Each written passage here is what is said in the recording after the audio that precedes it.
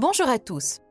Le professeur Marty Lobdell est un psychologue et professeur au Pierce College qui a vu des milliers d'étudiants échouer et réussir au cours de ses plus de 40 ans de carrière. Il a consacré sa vie à la recherche de ce que nous pouvons faire pour étudier moins, mais apprendre mieux. J'ai récemment regardé une de ses conférences sur YouTube appelée « Study Less, Study Smart ». Dans cette vidéo, je vais résumer mes 5 leçons préférées de cette conférence. 1. N'étudiez pas trop longtemps. Combien de temps pensez-vous pouvoir lire le contenu de vos livres ou de vos notes et être efficace dans l'apprentissage de ce que vous lisez?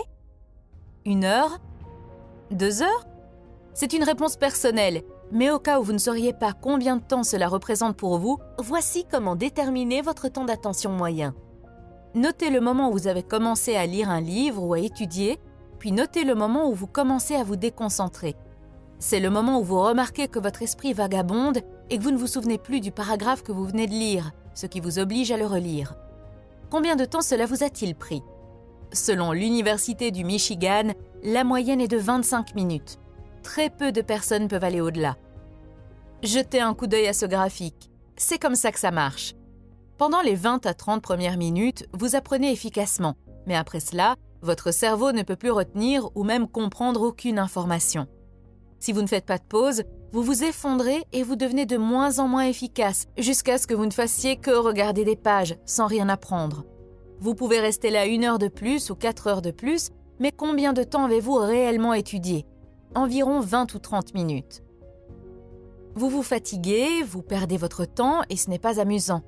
2 heures plus tard, vous vous direz à quel point vous détestez ce sujet, ce qui ne fera que rendre le sujet encore plus difficile à appréhender. Maintenant, imaginez faire cela tous les jours, pendant des semaines et des mois d'affilée. Pas étonnant que certaines personnes détestent étudier. Pas étonnant que vous disiez des choses comme « J'étudie tout le temps et j'ai jamais de bonnes notes ». Lui, il étudie 20 minutes et fait la fête le reste de la journée. Et il réussit tous ses examens. C'est pas juste. Donc, lorsque vous atteignez votre maximum et que vous vous rendez compte que vous perdez votre concentration, vous devriez arrêter d'étudier. Si vous faites des pauses régulières, chaque fois que vous vous remettez à étudier, vous recommencez au maximum de votre efficacité. Il n'est pas nécessaire de faire de longues pauses, 5 minutes suffisent. Voici donc à quoi ressemble le graphique maintenant avec les pauses. Bien sûr, vous ne pouvez pas étudier indéfiniment, mais si vous faites des pauses régulières, vous pouvez facilement faire passer votre temps d'étude de quelques minutes à quelques heures ou plus, sans vous fatiguer ni gaspiller vos efforts. Pendant ces pauses, vous devez faire quelque chose qui vous plaît. Considérez cela comme une récompense pour avoir étudié dur. Levez-vous et bougez. Étirez-vous, faites une promenade et dansez sur votre chanson préférée. Et après votre dernière session d'études, offrez-vous une grande récompense. Il faut que ce soit quelque chose de spécial. Le professeur Lobdell dit qu'il avait l'habitude d'étudier en utilisant ce système de 15 à 21 heures, puis d'aller au bar et de boire une bière avec ses amis. C'était sa grande récompense. Au bar, il rencontrait parfois un camarade de classe qui avait inversé les choses. Il était au bar depuis 15 heures et rentrait maintenant chez lui à 21 heures pour étudier. Je suis sûre que vous pouvez deviner l'efficacité de sa session d'études qui commençait à 21 heures après 6 heures de bière. Donc, voici ce que vous allez faire. 25 minutes d'études, 5 minutes de pause, répétez le processus et enfin une grande récompense à la fin.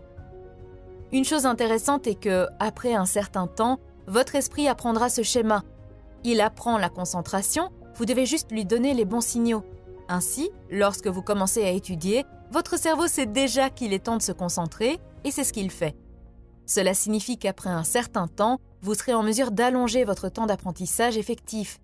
Il suffit de faire des pauses régulières et d'être discipliné pour que cela devienne une habitude.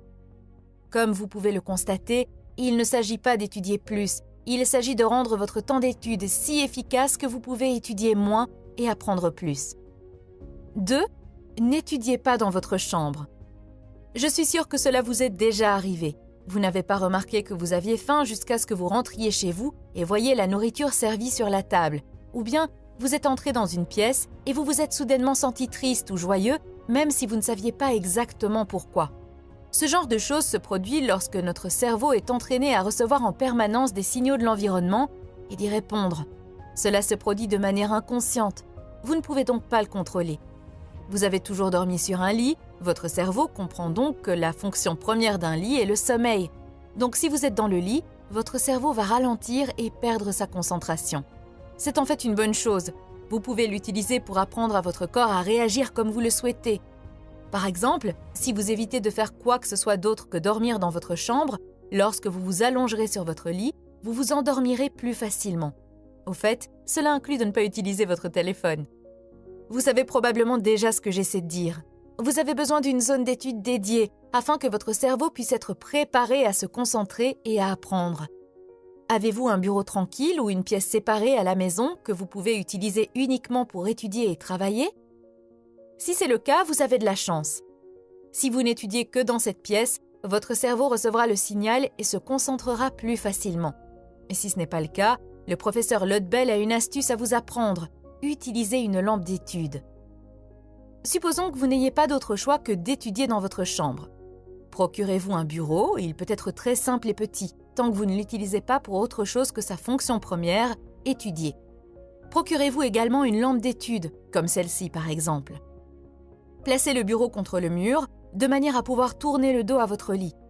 Prenez votre lampe, préparez vos livres, allumez votre lampe et commencez à étudier. Dès que vous perdez le fil, 20 ou 30 minutes plus tard, éteignez votre lampe, levez-vous et allez faire autre chose. Prenez votre pause de 5 minutes, revenez, allumez votre lampe et recommencez. Cela fonctionne. Les étudiants qui ont fait cela ont obtenu une note supérieure d'1 point à celle du groupe témoin qui ne l'a pas fait. Mais pourquoi cela fonctionne-t-il? Vous vous entraînez à étudier lorsque vous êtes assis à cet endroit, avec votre lampe allumée.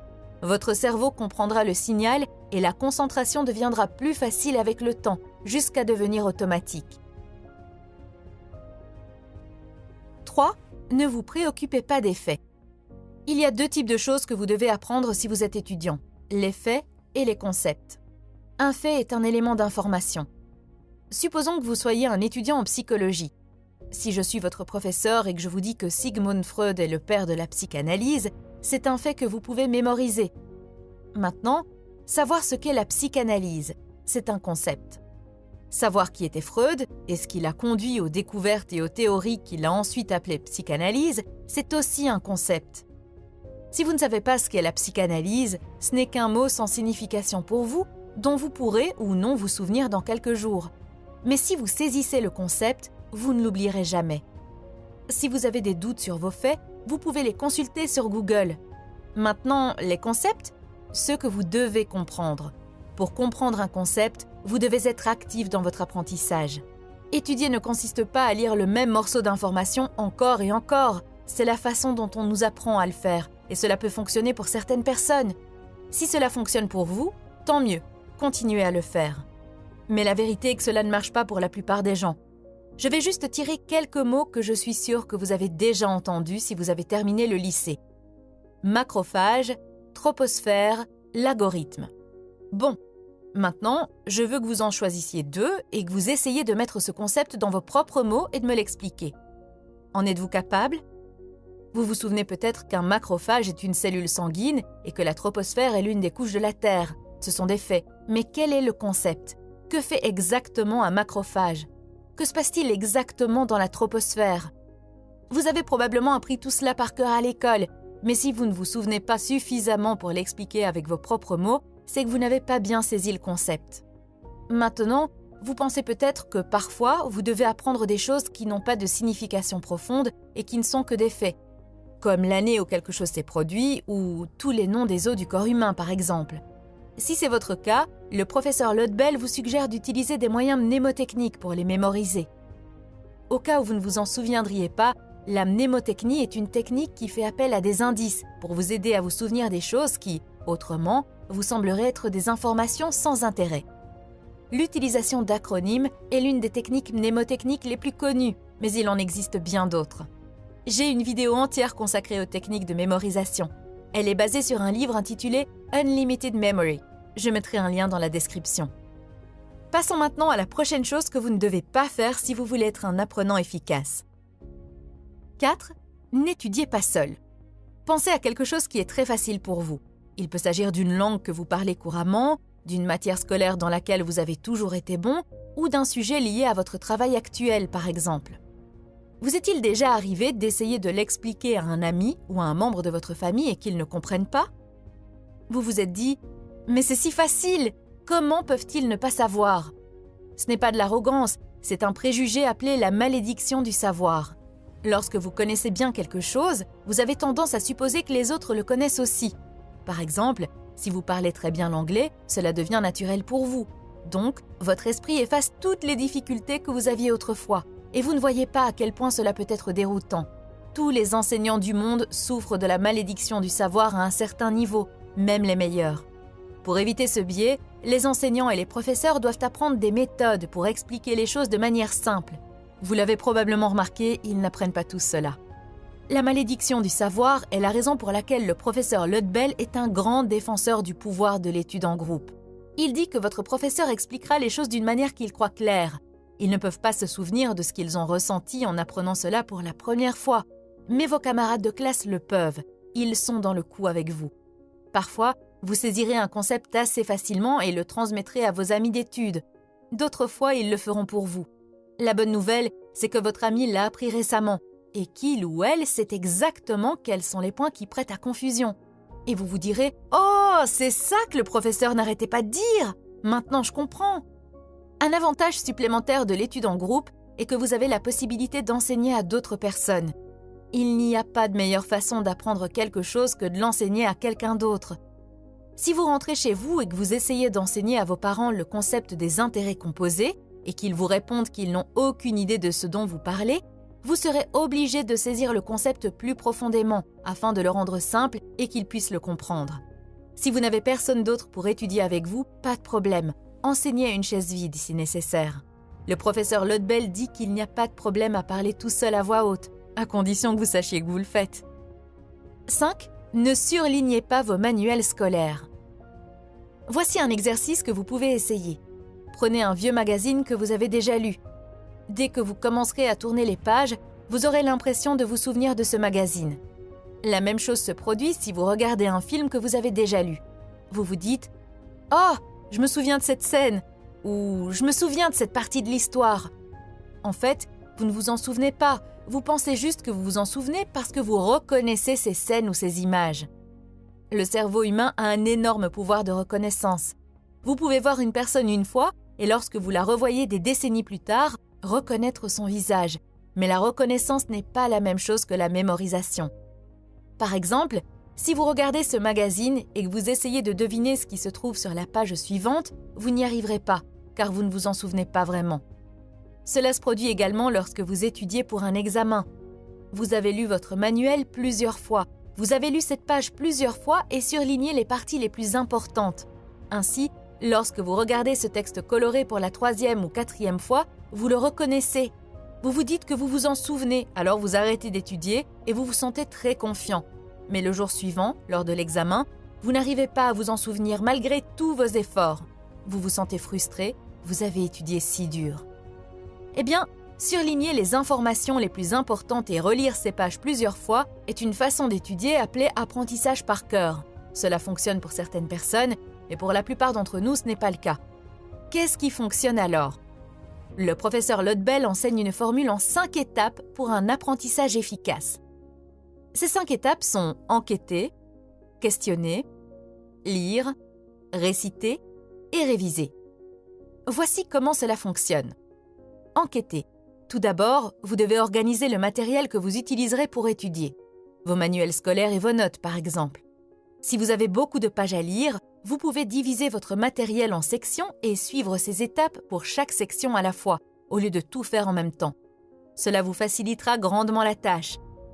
La première chose à faire maintenant est de parcourir toute la première section en regardant les images, les titres et en balayant simplement les textes. Il s'agit juste d'une étape de reconnaissance. Vous allez donc tourner les pages et vous familiariser avec les sujets et le contenu que vous allez étudier. Questionnez.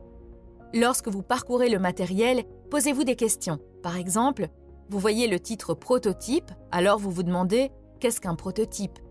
Ne lisez pas encore tout le matériel, mais cherchez dans le texte des réponses aux questions qui vous viennent à l'esprit. L'objectif est de vous permettre d'avoir une vue d'ensemble sans vous focaliser sur les détails qui pourraient vous perturber ou vous submerger. Lire. Il est maintenant temps de lire le texte. du début à la fin. Si vous devez surligner des informations importantes, faites-le. Mais le professeur Lodbell dit qu'il est préférable d'écrire de petites notes à côté des paragraphes avec un très court résumé des idées principales. N'oubliez pas que plus vous êtes actif, mieux c'est. Réciter. L'étape suivante consiste à réciter ce que vous avez appris. Après avoir lu un ou plusieurs paragraphes, arrêtez-vous, fermez les yeux et dites ce que vous venez de lire dans vos propres mots. Si vous pouvez le faire, c'est que vous l'avez appris. Si vous n'y arrivez pas, revenez en arrière. Vous n'avez pas encore compris le concept. Révisez. Toutes les étapes précédentes doivent être effectuées à l'avance et non immédiatement avant le test. Si vous faites cela, lorsque le test arrive, vous devriez déjà connaître tout le contenu. Il ne vous reste plus qu'à le réviser. La plupart des étudiants ne commencent à étudier que la veille de l'examen et doivent alors faire des nuits blanches, ce qui les fatigue et augmente les risques de mauvais résultats. Vous ne devriez pas faire cela. Le professeur Lodbell vous avertit que la fatigue est l'une des pires choses que vous puissiez faire pour votre apprentissage. Si vous suivez tous les conseils de cette vidéo, mais que vous négligez votre santé, votre apprentissage en souffrira. En ne dormant pas assez, vous annulez vos bonnes études, car la consolidation de la mémoire se produit lorsque nous dormons. Les gens disent qu'ils n'ont pas assez de temps, mais tout votre temps d'étude est perdu si vous ne dormez pas. J'ai une vidéo sur le pouvoir du sommeil, basée sur un livre intitulé « Why We Sleep ». Si vous avez du mal à vous endormir ou si la qualité de votre sommeil est mauvaise, regardez cette vidéo. Vous la voyez probablement sur votre écran. C'est tout pour aujourd'hui. J'espère que cela vous a été utile. Merci d'avoir regardé cette vidéo. À bientôt!